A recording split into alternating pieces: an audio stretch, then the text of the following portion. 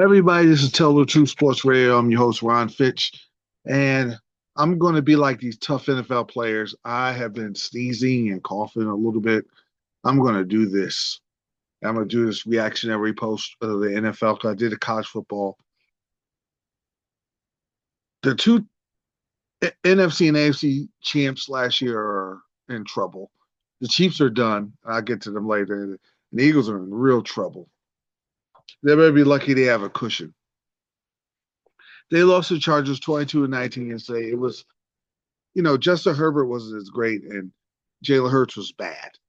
21 of 40, zero touchdowns, four bad interceptions, should have been five. Got sacks, won 31.3 QBR.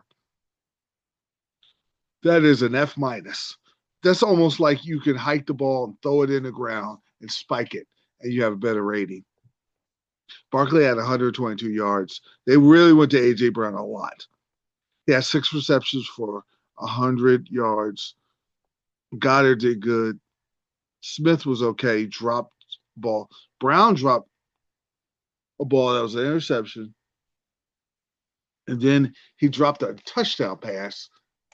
And I've never seen so many players drop passes. Chiefs have an epidemic of drop passes. In college, in the pros, what the bad epidemic for offenses in the NFL is illegal procedures and drop passes. Especially on 4th and 1, illegal procedure, got to punt or kick a field goal. It's always the case. And that's bad. That's undisciplined. But anyway, this was a field goal fest where they're playing soccer all day, kicking field goals. Saquon Barkley had a nice 52-yard touchdown. But then the Chargers come back. And then the Eagles come back with a field goal. Chargers come back with a field goal with 3 seconds left. And they could have scored a touchdown. But Justin Herbert is inaccurate. He throws a great ball. He'll make plays. But he'll miss easy throws for first downs.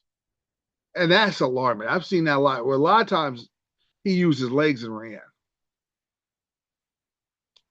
Justin Herbert was the leading rusher, 66 yards rushing. Not good. But the Chargers end up winning the game. And they basically eliminates the Chiefs. Chiefs didn't have, that was their only path for the Chargers to lose, and they play the Chargers. Now they can just take out their frustration on Chargers and Kansas City and ride off in the sunset. It had a good 10-year run, but it's over. But back to the Eagles. They're in trouble. I don't know how much trouble they're in. But I'm looking at the NFC. They're a game and a half behind the Cowboys. And this is where if the Eagles win the division, because they got the Raiders next week, they're going to beat the Raiders. They got Washington twice. They're going to beat Washington once, if not twice. So they're very fortunate to have an easy schedule. It looked like Washington quit. It looked like Washington quit. Now the Eagles got at Buffalo. They're going to get beat. But they could win. If they go 2-2, they win the division by half a game. And that's probably what's going to happen. Because the Cowboys have to run the table. And the Cowboys have had some goofy moments. They got Minnesota, which is a pain in the neck sometime. The Chargers, who are still looking to get in the playoffs. And Washington at the Giants. I got a feeling the Cowboys are going to lose one of those games. And the Eagles will sneak in by half a game. If that happens, Dallas is going to kick themselves for tying Green Bay, losing in the last second of Carolina, and the most important game. If they lose by half a game, they're going to be kicking themselves like getting blown out by Arizona at home. That's so inexcusable. If the Eagles get in, they're very fortunate. If you look at the games they played early, they were lucky to beat the Cowboys. CeeDee Lamb drops the ball. They're lucky to beat the Chiefs. Jason Kelsey drops a game-winning touchdown pass. They're lucky to beat the Rams because of the block kick The Rams are going in to win the game, outplay them all game long, and a block kick return for a touchdown. Tampa Bay had them on the ropes. And the Giants was doing well against them until Scalabo got hurt. So they were very fortunate to win this division if they do. I mean, if they lose the Raiders or not, Cowboys are going to get in, but they'll split and they'll get in either by a game and a half or half a game because the schedule's that easy. It doesn't mask how bad they're playing. And I don't know what they're going to do in the playoffs if I keep seeing this nonsense. And the thing about Jalen Hurts, he's good in the pocket. He's good when the running game is dominant. And without Lane Johnson in the offensive line is haywire. The offensive line is not healthy, and that's a big part of the Eagles. And when Jalen Hurts is on the run, he can't really – if he's on the run to his left side, like Mahomes and Burrow, some of the great quarterbacks can throw on the run, even in the left, even when they run to the left. And definitely when they run to the right. But when most of the time he's run to his right, if you look at his body type, he's big and strong, but he doesn't have the torque and the agility to make accurate throws like that. And he has to run the ball, or he has to throw the ball. You notice he throws the ball away a lot when he kind of aimlessly runs out of the pocket. When he's in the pocket, and it's a one read or two read, boom, boom, boom, Goddard's, Brown, Smith, and here we go, like the Super Bowl. Boom, boom, boom. It was long touchdown pass on the first read to Brown. Barkley was such a threat. Kansas City had to load up on line scrimmage. Easy single high coverage reads. He went to work. Now that they're stopping Barkley and they're playing to run for Jalen Hurts, there's no plan B. And the Eagles are a mess. Defensively, they did good. They sacked Herbert 7 times. And Herbert was just inaccurate. I'm not sure about Herbert. Can the Chargers win with him? If he doesn't improve his accuracy, like he had a sideline route with Gatson and just missed him. Easy pass. He was wide open. He missed him. And I see that a lot with him. Now, the Chiefs. It's over. It was a great run, but they're saying, well, that first loss of the Chargers messed them up. They never psychologically and mentally recovered from the beating from the Super Bowl. And it seemed like they were hemorrhaging ever since. And their offensive line's not healthy. Their tackles are bad. Mahomes is always on the run. That's what happened in the Texan game. And Andy Reid going for it on 4th down and the 30-yard line, I wouldn't have did that because the way they were stopping the Texans, I would just punt the ball. If that's Burrow and Cincinnati's going up and down the field, I do understand why you do that, as crazy as that sounds. But on your own 30, punt the ball. Chris Jones took over the game.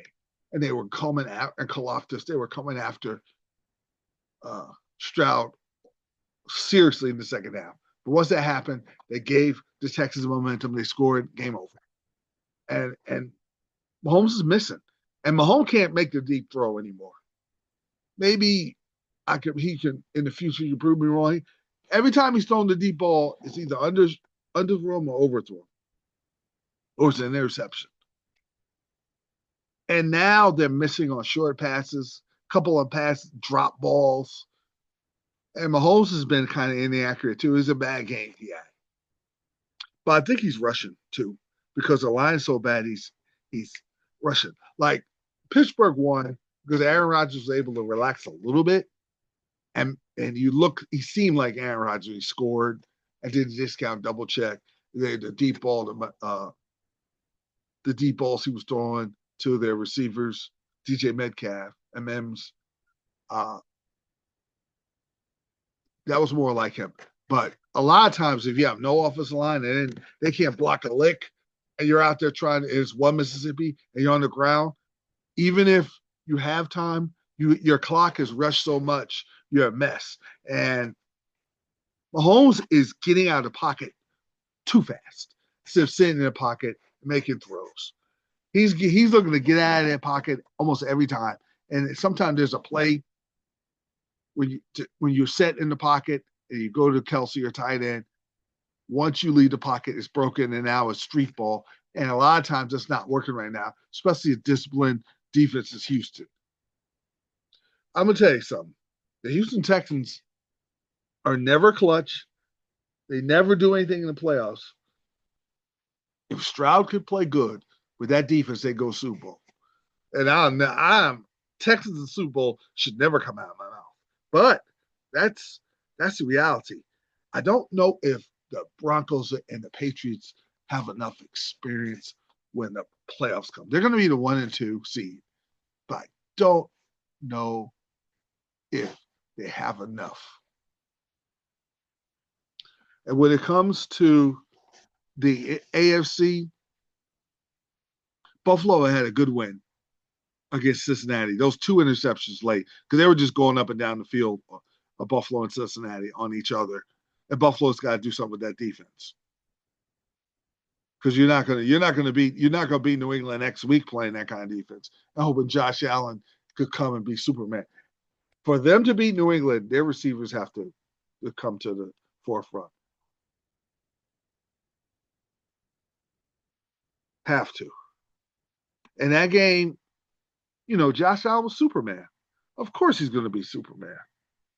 I mean, you look, because they put up 39 points. Actually, 32 points without the touchdown. But Josh Allen was 22 of 28, 3 TDs, 139.7 QBR. And Cook had 80 yards. He didn't go crazy like last week, but Allen had 78 yards. And they ran the ball pretty good. And Knox and Kincaid are their usual. But Shakur and Gabe Davis got to give them, and Shavers have to give them more against the better teams that's going to just spy on Josh Allen's run, take the tight ends away, and dare you to throw to the receivers. Because Rabel's going to make you go left-handed because he's a product of Belichick. But I got the Patriots winning. But when the playoffs come, the Bills are I've got to believe McDermott's going to get that defense right.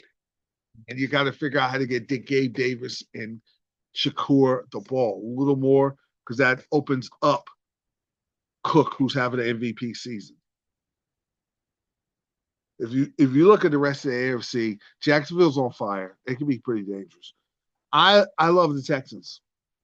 They're the most. The New England and the Texans are the most, and Denver, because their pass rush are complete. The difference is Marcus Stroud is battle tested. And if you could beat the Marcus Stroud of a couple years ago, because he's starting to get his sea legs now, playing a little better, they could go to Super Bowl. That's my team. That's my team to go to Super Bowl because of the way their defense is playing. They're shutting everybody down. The way they shut down, go look at the Buffalo game. They stuffed Josh Allen. They stuffed the running game, and they dared them to throw to the receivers. It did not work. Now, the NFC, the Rams are the gold standard right now. And Green Bay's really good because of Parsons. He has some moments where he's unblockable. And Philadelphia's a mess. Tampa Bay's okay. Seattle and the Rams, I do believe they play each other. Yes, game of the year talk. Thursday night football, game of the year kind of stuff. The 18th of December. That's a game of the year kind of game on Thursday night. And then they have Atlanta and Arizona wins. They have Detroit this week at home. Golf comes back to LA. What a game. And then they got Seattle for the whole marbles. Because if they beat Seattle again, the head-to-head. And now they're the division champs. I love it. But Seattle, Green Bay, and the Rams have separated themselves. I got the Rams 1. I got Green Bay and Seattle 1A. And the Niners are going to make the playoffs. And the Bears, they could make the playoffs. The Bears and the Lions are playing a game of chicken. See who slips up. And even Green Bay at 9-3-1, they're all have games where they either play each other or they have a tough competition, like the Rams game in Detroit. They're all playing a game of chicken. Who's going to blink first? And that's who's going to have the heartbroken to be out of the playoffs, be a really good team out of the playoffs. Carolina and Tampa play each other twice, and that's for the division. Carolina is not going nowhere. That's coach of the year stuff. And like I told you before, Dallas has an uphill battle because of how easy the Eagles' schedule is. Because the Eagles played some tough teams, Dallas would moonwalk to the division title. But still, they got a chance. If the Eagles lose to the Raiders, which they shouldn't, and Kenny Pickett is supposed to play, he's good. So the rest of the team is meh. But if the Eagles lose at home to the Raiders, then the Cowboys are going to win. If the Eagles struggle at home and those fans start booing, there's so much pressure on the Eagles. The Eagles better come out. They better jump out to like a 14-0 lead and discourage Las Vegas and send them back to Vegas with their tails between their legs.